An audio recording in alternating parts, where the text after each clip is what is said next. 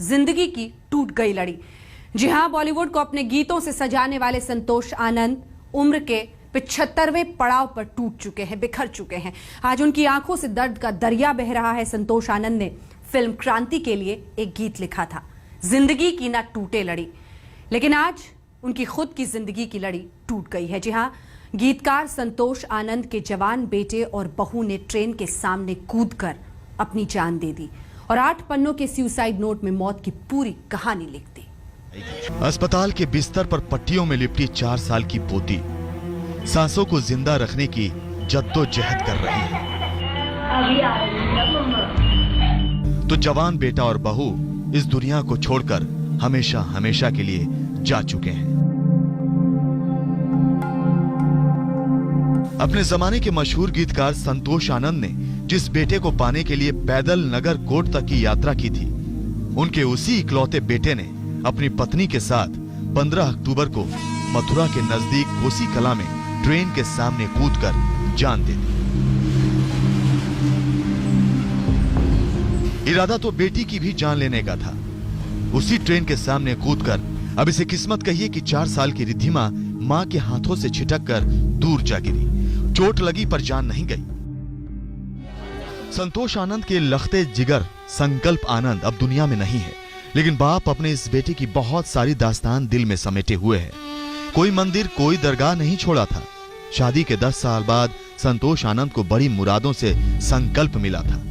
बड़े लाड़ प्यार से परवरिश की, उसे आजाद ख्याल बनाया। संकल्प पढ़ने में होशियार था, उसने पीछे मुड़कर नहीं देखा।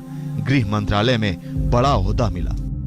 जी हां, गृह मंत्रालय के Jayaprakash Narayan National Institute of Criminology and Forensic Science में समाज शास्त्र के लेक्चरर थे संकल्प। चश्मदीदों के मुताबिक बुधवार की सुबह सुबह संकल्प अपनी बीवी नंदिनी और बेटी रिद्धिमा के साथ लाल रंग की पोलो कार में घर से निकले और आगरा के पास कोसी कला पहुंचे।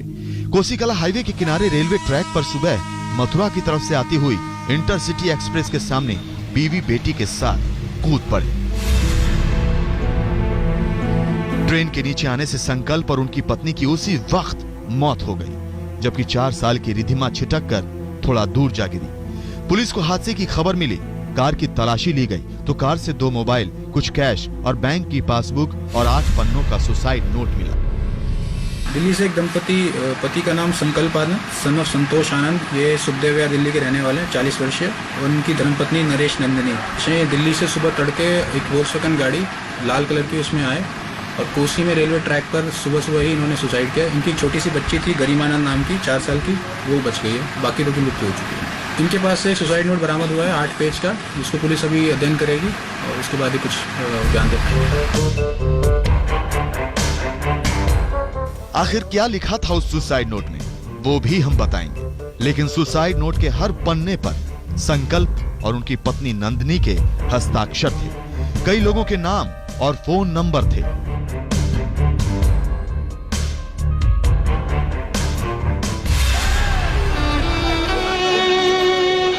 लाडले बेटे की मौत ने गीतकार संतोष आनंद को बुढ़ापे में दर्द के सबसे बड़े दरिया में धकेल दिया है। आंखों में आंसू हैं और सुसाइड नोट में संकल्प के इंस्टीट्यूट में 250 करोड़ के बड़े घपले का जिक्र। आखिर पूरी कहानी क्या है? सुसाइड नोट की सच्चाई क्या है? आखिर ऐसा क्या हो गया जो संकल्प और उनकी पत्नी ने मौत को गले लगा लिया? जांच के आदेश गृह मंत्रालय ने दे दिए हैं। 8 पन्नों का सुसाइड नोट और गृह मंत्रालय के अधीन इंस्टीट्यूट में 250 करोड़ का घपला। जिंदगी को ट्रेन की रफ्तार में रौंदने से पहले संतोष आनंद का संकल्प एक सस्पेंस छोड़ गया। जिस बेटे को संतोष आनंद ने मंदिरों और मजारों पर जाकर बड़ी मन्नतों मुरादों से मांगा था, उसकी मौत ने एक गीतकार को झकझोर दिया है।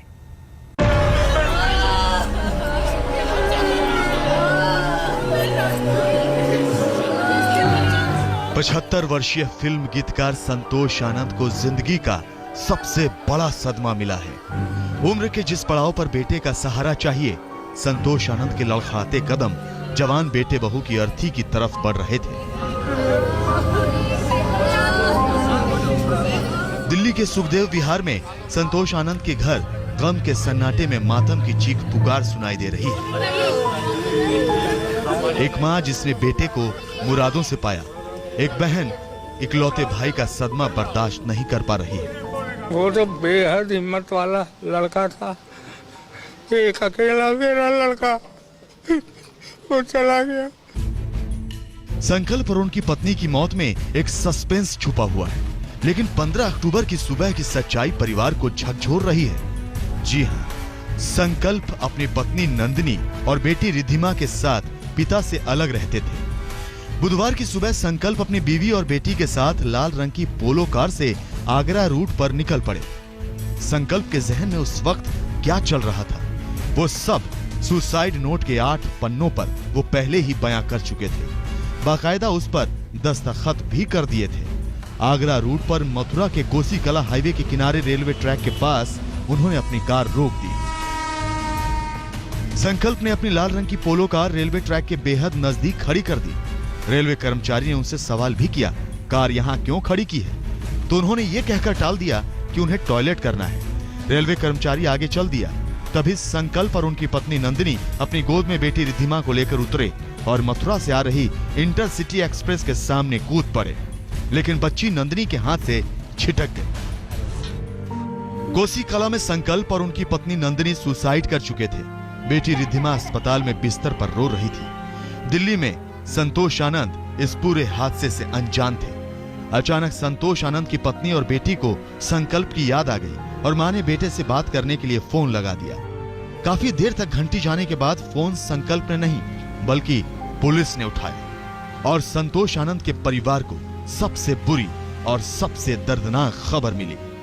पूरा परिवार बदहवास आगरा रूट पर कोसी कला की तरफ रवाना हो गया।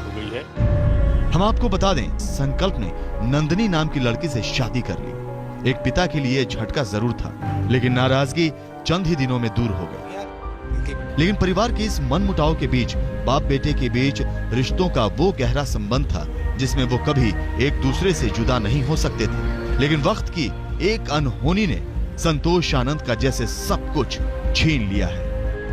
संतोष आनंद के बेटे संकल्प गृह मंत्रालय के अधीन Jayaprakash Narayan National Institute of Criminology and Forensic Science के डीडीओ क्या बने? उनकी जिंदगी की सबसे बड़ी उलझन शुरू हो गई। 250 करोड़ का बजट उन्हें मौत की पटरी तक ले गया।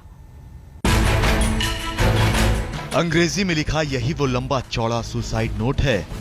इस सुसाइड नोट में कायदे से संकल्प ने पूरी कहानी लिख दी है।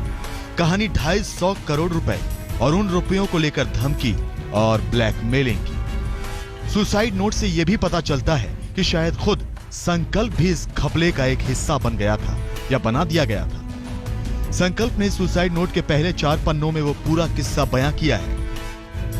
इंस्टीट्यूट के डायरेक्टर ने एक दिन अचानक उसे इंस्टीट्यूट का डीडीओ यानी ड्राइंग एंड डिसबर्सिंग ऑफिसर बना दिया।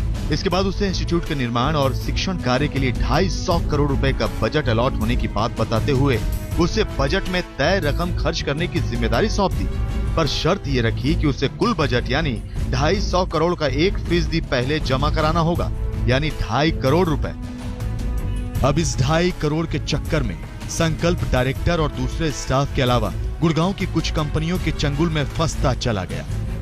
चूंकि मामला 250 करोड़ के प्रोजेक्ट का था, लिहाजा संकल्प जिससे भी मिलता वही उससे अपना हिस्सा मांगते। उसने सुसाइड नोट में लिखा है कि इस प्रोजेक्ट के सिलसिले में जो भी उससे मिलता वही उससे रुपए मांगता और नहीं देने पर अंजाम भुगतने की धमकी देता। संकल्प ने अपने नोट में यह भी लिखा है कि उसने कैसे अपने साथियों और अधिकारियों के साथ मिलकर रुपयों का गबन किया और किस तरह इंस्टीट्यूट में लेन देन का चक्कर चल रहा है, कैसे वहां के कर्मचारी गलत काम कर रहे हैं और कैसे इंस्टीट्यूट के अफसर अपने मातहतों को फंसा रहे हैं। 4 साल की मासूम रिद्धिमा अस्पताल के बिस्तर पर मम्मी पापा को याद कर रही है।